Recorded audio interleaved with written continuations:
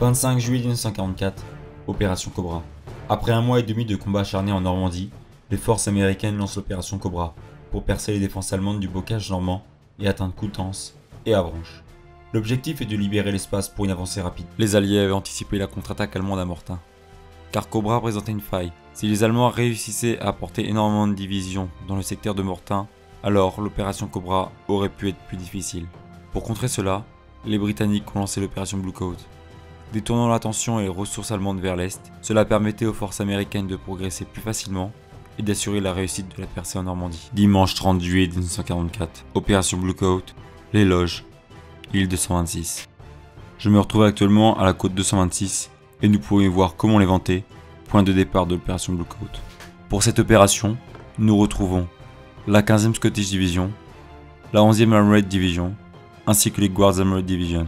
A noter que ces trois divisions ont souffert lourdement vers Laudon ou lors de l'opération Goodwood. La progression dans le bocage est particulièrement difficile. Un vétéran témoigne. Les champs de pommiers constituent un véritable obstacle. Nous rencontrons les plus grandes difficultés pour progresser au travers des... De nombreux prisonniers ont été faits. 200 pour la journée pour notre seul bataillon. Nos pertes sont de 3 tués, 3 officiers et 20 blessés. À 15 h, la côte 226 est atteinte par les Guards. Une position défensive est alors établie par l'une des compagnies. Par la suite, une compagnie aussi rejoint la côte 226. Mais une compagnie se dirige vers le village des Loges, qu'il faut tenir à tout prix. La 43e division Wessex devait atteindre le village de Cahagnes. Tandis que le 8e corps a atteint tous ses objectifs le 30 juillet 1944, le flanc gauche est alors menacé, à cause d'un enlisement du 15e corps.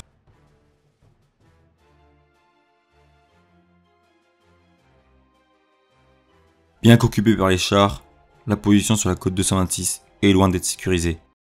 Le Churchill est un char d'infanterie britannique de la Seconde Guerre mondiale, célèbre pour son blindage épais de 110 mm et sa capacité à franchir des terrains difficiles. Environ 5640 exemplaires ont été produits. Pesant environ 40 tonnes, il est équipé d'un moteur Bedford Twin Six de 350 chevaux et d'un canon de 75 mm. Avec une vitesse maximale de 20 km/h, il a été utilisé dans plusieurs variantes, notamment le Churchill Crocodile avec lance-flamme et le Churchill Havre avec mortier. Malgré sa lenteur, son blindage robuste et ses nombreuses adaptations en ont fait un atout précieux pour les forces alliées. Les défenses allemandes de base étaient initialement maintenues par la 2e Panzer Division, unité fortement blindée et bien équipée. Cependant, cette division a été redéployée en soutien à l'opération Cobra. Elle a été remplacée par la 326e Division d'infanterie, beaucoup plus faible et moins bien équipée.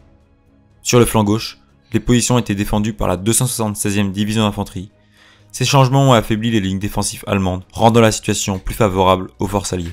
Cependant, des adversaires redoutables se trouvent dans le secteur. Des Jagdpanther de la Panzerjäger Ableitung 604. Cet engin est le meilleur chasseur de chars que les Allemands aient produit. Son châssis est celui de l'excellent Panther. Le chasseur de chars présente une caisse en casemate formée de blindage, inclinée au châssis au sommet de la caisse. Par ailleurs, il est armé du redoutable canon de 88 mm PAC 43.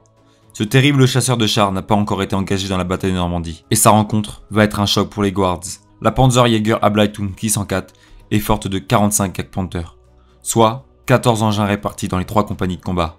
Ce sont les Jagdpanther de la Kampfgruppe Luder qui sont engagés contre les Churchill des Scott Guards. L'Unterofficier, qui se trouve dans le Jagdpanther numéro 311 raconte: nous traversons des villages entièrement détruits, dépassons des corps de chevaux gonflés.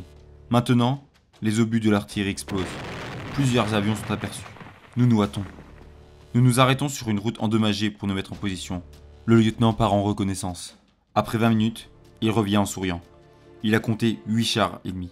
Le moteur rugit et nos chasseurs de chars s'ébranlent en passant à travers les cratères d'obus et les... Nerveusement, nous scrutons le secteur. Puis, nous les apercevons.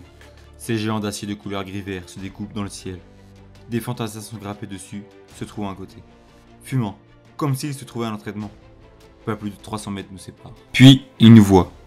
L'un des chefs de char saisit la situation et commence à bouger. Mais un de nos coups perforants est plus rapide, et le char ennemi commence à brûler. Nous jubilons, nous venons de détruire le premier char ennemi de la compagnie. L'équipage d'un char cède à la panique. Il abandonne son blindé et court s'abriter dans la végétation. Nous tirons dessus avec des obus à haute capacité de perforation, la fièvre du chasseur s'est emparée de nous. Ils placent leur Jagdpanther face au char britannique. Et les 3 engins tirent les uns après les autres. Pratiquement chaque obus atteint un char Churchill. Un vétéran anglais, présent au moment des faits, raconte: je vois quelque chose de si horrible que mes sens sont alors complètement anesthésiés. La tourelle du char de Sidney Cuthbert est arrachée. Alors que le tank se met à répandre des flammes, je n'arrive pas à réaliser qu'une tourelle blindée ait pu être soulevée et déposée sur le sol. Je n'arrive pas à réaliser qu'une tourelle blindée ait pu être soulevée et déposée sur le sol par le seul choc d'un obus puissant. Je n'arrive pas non plus à réaliser qu'un grand ami et son équipage aient pu être tués instantanément. L'un des chefs de chars allemands est convaincu que, si les Jagdpanther n'avaient pas quitté leur position de tir dominant la position britannique, il aurait pu engager le squadron et l'anéantir. Au travers de la fumée intense, nous pouvons apercevoir 2 gros blindés allemands se diriger vers nous, et le commandant du blindé de tête se trouvait en dehors de la tourelle. Faisant des grands gestes, ils ont viré sur notre gauche dans les bois bordant la crête des loges. Ainsi, en 5 minutes, 3 Jagdpanther viennent de détruire 11 chars Churchill, le tiers des pertes subies par le 3e bataillon Scott Guards pendant toute la campagne pour la libération du nord-ouest de l'Europe. Mais, malgré ce raid dévastateur, les Scott Guards continueront de tenir toute la nuit la côte 226, après que des canons anti-chars ont été positionnés pour défendre la position. Les déflagrations étant tellement puissantes, certaines plaques d'identité de certains équipages ne purent être retrouvées. Ils seront donc rapportés en tant que disparus, présumés morts. Ce sera le cas de 2 officiers sur 4 et de 13 sur 39 autres guardsmen. Des cuisiniers et des conducteurs de camions viennent remplacer les 40 pertes, représentant la moitié des équipages. Un seul Jagdpanther est retrouvé après l'attaque, le 311. Le rapport relatif à la perte de celui-ci stipule: dommage au différentiel avant, incapable de bouger, observé par l'ennemi, fort feu de l'artillerie, aucun moyen de dépannage, isolé par l'infanterie. Finalement, c'est l'équipage qui le fait s'aborder. C'est aussi le premier engin de la Panzerjäger Abteilung 604 à être détruit. Donc voilà, là je me retrouve au monument des Scott Guards qui a été inauguré pour le 75e anniversaire du débarquement. Voilà, on peut lire: en mémoire du 3e bataillon Scott Guards, le 30 juillet, le bataillon avec ses chars Churchill a pris ce point stratégique fortement défendu par l'ennemi. Et ici, on peut voir le nom des soldats qui ont tout simplement donné leur vie en fait pour notre liberté. Donc on peut les remercier énormément. Donc voilà, on a un super point de vue culminant. Là on revient à la côte de Caumont-l'Éventé.